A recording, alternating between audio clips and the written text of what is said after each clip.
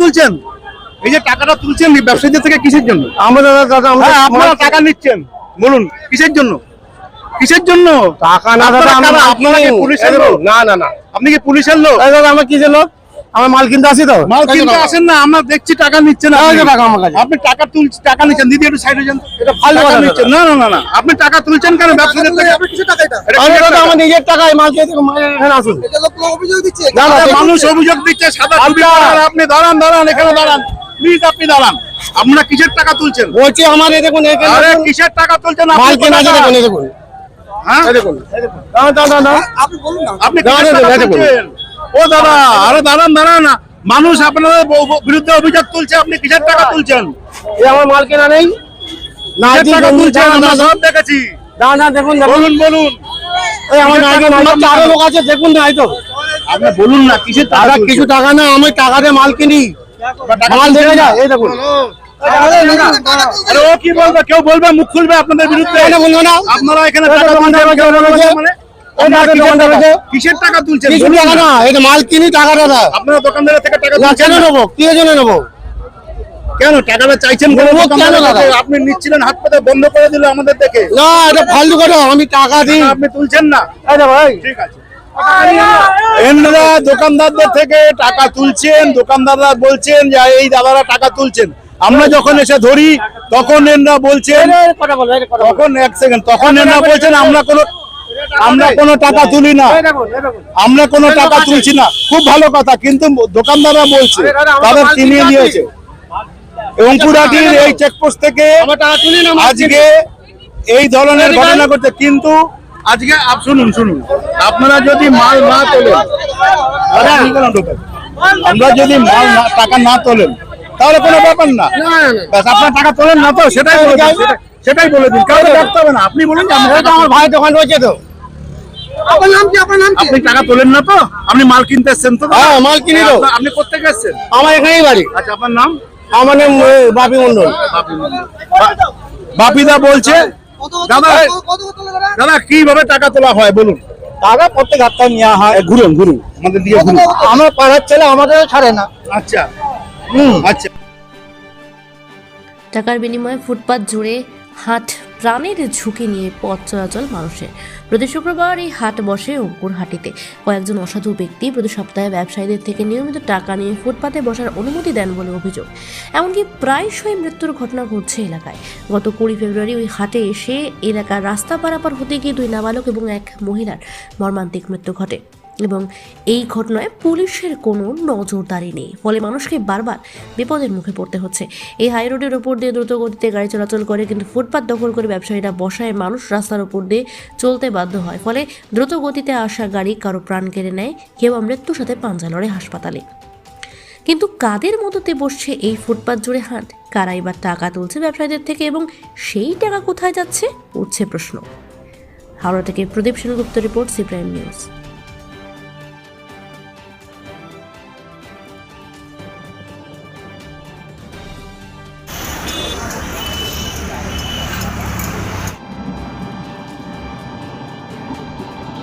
হাট বসছে, যেটা হাইওয়ে চলে গেছে, হাইওয়ে পাশ দিয়ে হাট বসছে।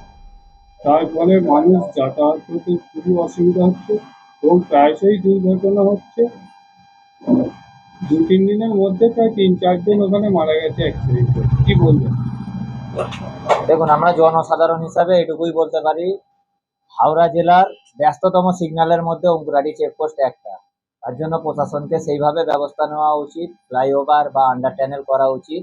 আর বিশেষ করে হাট যেটা হয়েছে, আনলিগাল ভাবে যে ফুটপাত বসতেছে, কে তোলাবাজি করছে, কি তুলছে, কোথা থেকে বসছে, কেন বসছে, প্রশাসন কেন এগুলোকে সাপোর্ট করছে, এগুলোই আমরা বুঝতে পারি না। আজ হাটে ফুটপাত বসেছে বলে যানজটটা বেড়েছে, অ্যাক্সিডেন্টটাও বেড়েছে। এর আগেও তো এরকম দুর্ঘটনা ঘটেছে, প্রায় হচ্ছে। প্রায় ঘটেছে, ঘটবে, কারণ আমি প্রথমেই বললাম হাওড়া জেলার ব্যস্ততম সিগন্যালের মধ্যে হাওড়া জেলা অঙ্কুরহাটি চেকপোস্ট একটা। সেখানে প্রশাসনিক ব্যবস্থা ছাড়া আর কিছুই মানুষের জন্য করেনি। যেমন একটা ফ্লাইওভার বা একটা আন্ডার টানেল ওখানে করা উচিত।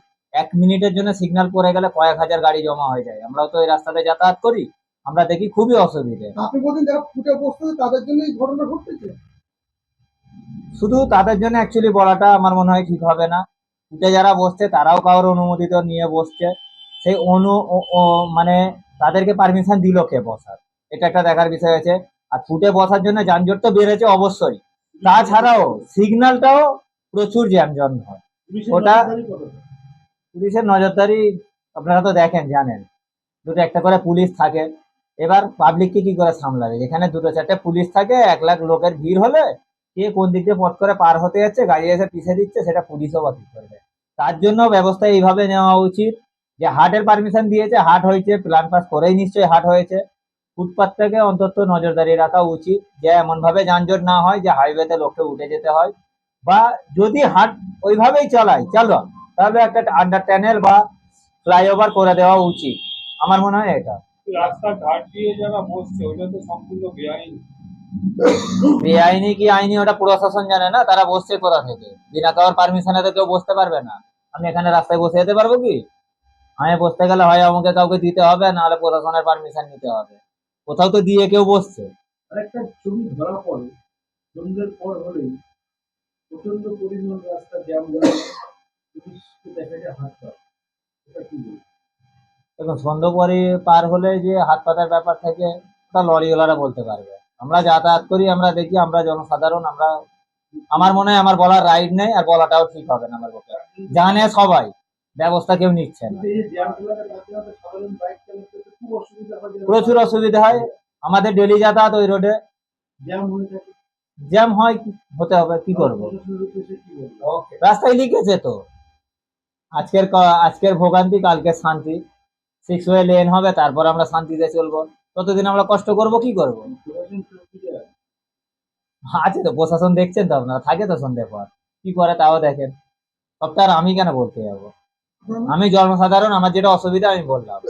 বিশেষ করে আমি প্রশাসনকে এটা বলতে চাই যে অঙ্কুরহাটি হয় একটা আন্ডার টানেল, নাহলে একটা ফ্লাইওভার খুব শীঘ্রই করা উচিত। প্রশাসনের এই ব্যবস্থাটা নেওয়া উচিত। এই যে দুর্ঘটনাগুলো ঘটছে, বাচ্চা ছেলে, বয়স্ক মানুষ, বয়োজ্যেষ্ঠ মহিলা সবাই মরছে রাস্তাঘাটে, এইগুলো বন্ধ হোক। সবাই, মানুষের জীবনের একটা দাম আছে, সেই দামটা দেওয়া হোক। আপনার নাম? আমার নাম শেখ মহিদুল ইসলাম। নিত্যদিন দুর্ঘটনা ঘটছে এবং মানুষ মারা যাচ্ছে। এই জায়গাটা একটা বিশাল হাট আছে, রোড ফুটপাতে কিছু দোকানদার আছে, প্রশাসন আছে, নজরদারি দিকে আপনি কিছু করবেন।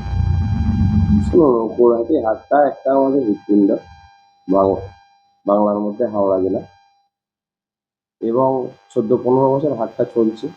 হাটটা খুব ভালো রেসপন্স হয়েছে, এবং আমাদের 14-15 বছর আগে যে হাটটা চালু হয়েছিল ফুটপাথ ছিল না।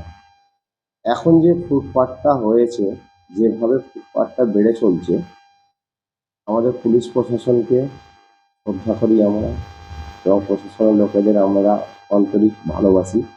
ওনাদেরকে আমার একটা জিনিস জানাবার আছে, ওনারা একটু যারা যারা বসছে তারা যে আস্তে আস্তে আস্তে আস্তে করে, এরকমই একটা সময় হবে ওরা হাইওয়েটাকেই পুরো দখল করার মতন করছে। ওদেরকে এই মুহূর্তে যদি ওইখান থেকে যদি কড়া হাতে না স্টেপ নেয়, তাহলে ভবিষ্যতে বড় দুর্ঘটনা ঘটতে পারে। এবং আর একটা কথা জানাই, 14-15 বছর হাট চলছে, পশ্চিমবাংলার মানুষকে যেভাবে আমাদের কেন্দ্র সরকার চোখে দেখে, সেই চোখের থেকে আরো চোখ বাড়িয়ে দেখছে। কেন চোখ বাড়ানো দেখার কারণটা বলছি, একটা 15 বছর হাট চলছে ওইখানে, হিন্দু, মুসলিম, খ্রিস্টান, শিখ, জৈন, বৌদ্ধ সবাই ব্যবসাটা করছে। এবং খালি ভারতবর্ষের মানুষ না, বিভিন্ন দেশের মানুষ আছে, যেরকম নাইজেরিয়ান, আফগানিস্তান, ইরান এবং টোগো, সমস্ত জায়গার মানুষ ব্যবসা করতে আসে। এটা কেন্দ্র সরকারকে আরেকবার বলি, ওটাকে ভালোভাবে মাথায় দিয়ে আমাদেরকে, সব মানুষকে যেরকম করছে ইন্টারন্যাশনাল হাইওয়ে, এটা একটা এরকম দুর্ঘটনা ঘটবে, এটা তাড়াতাড়ি করে একটা পরিকল্পনা নেওয়া দরকার, এটা আমার ধারণা।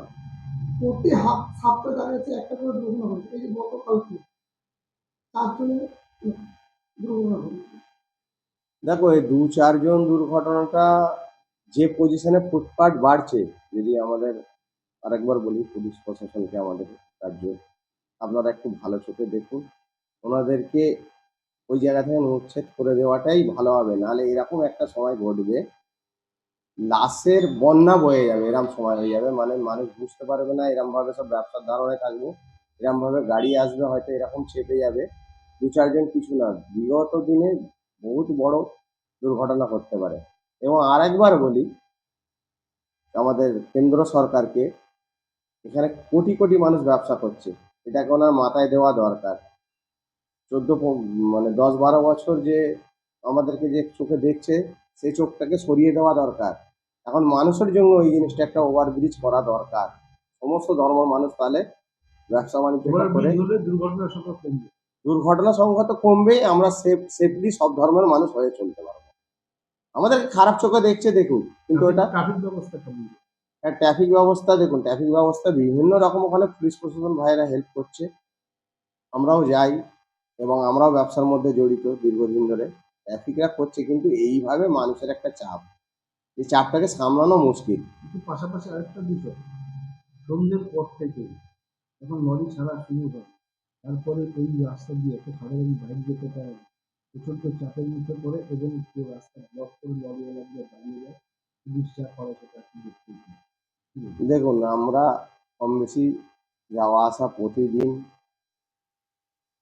আমরা যে যে জায়গার মধ্যে বসবাস করি, প্রতি জায়গার মধ্যে আমাদের যোগাযোগ, এবং আমাদের যে পুকুরহাটি যে সিগন্যালটা, এই সিগন্যালটা হয়তো হাওড়া জেলার মধ্যে নাম্বার 1-2-এ আসতে পারে, মানুষের এই পজিশনে মানুষ যাওয়া আসা করে ওই জায়গাটা দিয়ে, ঠিক আছে? এবং পুলিশ প্রশাসনকে বলবো আপনারা কড়া হাতে এটাকে দমন করুন। পুলিশ প্রশাসনকে আমরা শ্রদ্ধা করি, জ্যামটাকে করুন এবং যে কোনো জিনিসকে নির্মূল করুন। কেন আমাদের ভাবমূর্তি, আমাদের যে পশ্চিমবাংলার মুখ্যমন্ত্রী আমাদের রাজ্যে আছে, আমরা যেটাকে দেখছি এই 14-15 বছর যিনি চালাচ্ছে, ক্লিন, এবং ওনার নীতিটাকে মেনে চলুন। যারা পুড়িয়ে বসছে তারা কারো না কারো থেকে পারমিশন নিয়ে বসছে। ফুটের পারমিশন হয় না, আপনারা বলবেন ফুটের পারমিশন, এই তো নিয়ে বসে বলছে, ফুটে মানুষ বসছে, ওটা পুলিশ প্রশাসনকে অনুরোধ করলাম যেন এই জিনিসটা না হয়। এই জিনিসটা হওয়ার পর এটা যখন এরকম একটা ঘটনা ঘটতে পারে, বৃহত্তম আন্দোলনের মুখ হবে, মানুষ মানে মারা যাবে, 2-4 জন মরছে, ওটাকে পুলিশ প্রশাসন, মানে আমাদের মানে মনের দাবি কোষাগারের তরফ থেকে বা আমাদের মানুষ ক্ষিপ্ত হয়ে যায়। একটা মানুষ অবশ্যই ক্ষিপ্ত হয়ে যাবে, সেই জন্য তো আপনারা এগিয়ে এসছেন। মানুষ না ক্ষিপ্ত, ভাত একটু বজায় থাকবো। এখন ভারতবর্ষে এমন জায়গা থেকে আসছে, হাতে কি বসা যাবে না? শুনুন, হাটে বসার জায়গা আছে, এরা যারা করছে, পুলিশ প্রশাসনকে আজকে আপনাদের মাধ্যমে যে বার্তা হচ্ছে, পুলিশ প্রশাসন এটা মাথায় ঢোকাবে। এবং খালি আমরা বাংলার এখানকার মানুষ নয়, ভারতবর্ষের যে কোনো জায়গা থেকে মানুষ আসছে, সেসব মানুষ যদি দুর্ঘটনার মধ্যে পড়ে যায়, এখানের মধ্যে হলে সঙ্গে সঙ্গে আমাদের খবর হয়ে যেতে পারে, একটা ইন্টারন্যাশনাল মানুষ মারা গেল, বিদেশ থেকে আসলো, সেটা কি হবে? দেশের বদনাম, রাজ্যের বদনাম। এবং আমরা অভিনন্দন কেন্দ্র সরকারকে জানাই একটা ওভারব্রিজ করার জন্য আমাদের দাবি রয়েছে। স্থানীয় প্রশাসনকে কড়া হাতে ফুটপাথটাকে রাবণ করার জন্য বলা যায়, মানে খুব কড়া হাত। জ্যামজট কমানো অবশ্যই, ফুটপাথ আপনার যদি নিয়ন্ত্রণ হয়ে যায়, জ্যামজটটা আপনি কমে যাবে। ফুটপাথটাই তো দেখুন 14-15 বছর হয়েছিল, এইভাবে ছিল না। ফুটপাথটা এইভাবে ক্রাশ করছে যে মানুষকে ক্ষতির মুখে এগিয়ে দিচ্ছে। সন্ধ্যের পর থেকে যখন লরিগুলো চলা শুরু করে, তখন পুলিশ হাঁটতে থেকে একটা দাবি করে, তাতে কিন্তু জ্যামটা বেশি। দেখুন, পুলিশ প্রশাসনকে আমরা শ্রদ্ধা করি, ওটা আপনাদের মাধ্যমে শুনছি, আমি কিন্তু দেখিনি। এবং আপনাদেরকেও শ্রদ্ধা করি, মিডিয়া ভারতের 74 নম্বর স্থান, আপনারা তো অবশ্যই দেখেছেন বলে বলছেন, নাহলে তো আপনারাও বলবেন না। যদি এরকম কিছু মানুষ হয়, আমার তরফ থেকে আমাদের আমাদের মুখ্যমন্ত্রীর যে বার্তা, সেই বার্তাটা মাথায় নিয়ে চলা দরকার। কেন, মুখ্যমন্ত্রী যেরকম ফিলিং মানুষ, সেই বার্তাটা তাকে মাথায় নিয়ে চলা দরকার, তাহলে তার ভবিষ্যৎ ভালো হবে। কিন্তু এ থেকে তো বলবো না যে বর্তমানে যে মুখ্যমন্ত্রীর একটা সেফ লাইফ সেফ লাইফ, এটা কিছু মানুষের জন্য হচ্ছে। হ্যাঁ, এই মানুষগুলোকে তো চিহ্নিত করা। আপনি একটা ভালো কথা বলছেন, অবশ্যই সবার জন্য বলছেন, সেফ লাইফ যেটা করেছে সবার জন্য ভালো। তো যদি সিস্টেমে যায়, আমারও ভালো, আপনারও ভালো, পেছনে যে আসছে তারও ভালো। কিন্তু হাত থেকে পয়সা নিতে গিয়ে তো না, এটা দেখুন, আপনি বারবার বলছেন, আপনাকে আমি শ্রদ্ধা করি, আপনার কথাকে আমি মাথায় রাখি, এবং আমি দেখুন, আমি পশ্চিমবাংলার মুখ্যমন্ত্রীর কথা আপনাকে বললাম, ক্লিং আমার দিদি, ক্লিং মানুষ, ক্লিং বার্তা দেয়, ঠিক আছে। উনি বলেছে আমি মানুষের ঊর্ধ্বে আমি না, মানুষের ঊর্ধ্বে আমি না, মানুষ যদি কোনো কমপ্লেন করে যে মহারাজা হোক, মানে আমিও হতে পারি, আপনিও হতে পারেন, এবং দলীয় যে কোনো মানুষ হতে পারে, এবং পুলিশ প্রশাসন হতে পারে, তার বিরুদ্ধে আইনের ঊর্ধ্বে কেউ না, তার বিরুদ্ধে অ্যাকশন হবে। আপনারা এই জিনিসটা কভারেজ করছেন, এই জিনিসটা আপনারা আরো তুলে ধরতে পারবেন, ঠিক আছে। আমার নাম শেখ নঈমুদ্দিন, মানিক হাজি বলে বেশি মানুষ পরিচিত। আমি লোকাল মানুষ এবং হাটে ব্যবসা করি, স্থানীয়। আপনারাও ভালো থাকেন। ছেলে আছে কারা কি করে এখানে এসে? এখানে এসে দিতে হবে। আমাদের এলাকায় মাল বেচছিস, 50 টাকা করে পারলে মাথা বেচে দিতে হবে প্রতি সপ্তাহে? প্রতি সপ্তাহে। আপনি দেখবেন একটু পরেই দেখতে পাবেন। ওটা কি কোনো গ্রুপ আছে? এই যে জামাটা হাতে করে আছে দেখুন, ওনাকে জিজ্ঞেস করুন। না ওনাকে কোনো গ্রুপ আছে ওদের? হ্যাঁ, ওরাই দল আছে কত কত করে তোলে দোকান? 50 টাকা করে যারা ঘুরে বেচে তাদের থেকে নেয়, আর যারা বসে তো 50-100 যার যেমন করে নেয়। ওদেরকে চেনেন? হ্যাঁ, চিনবো না কেন? কত করে ছেলে? গাড়ি বাড়াচ্ছে, নাম জানেন? নাম জানি না। কেন তোমার ভাগ না হয়তো চাষ তো ভাগ না তো নাম জানি আমি, পাড়ার কাজ না তো আমি কি করি?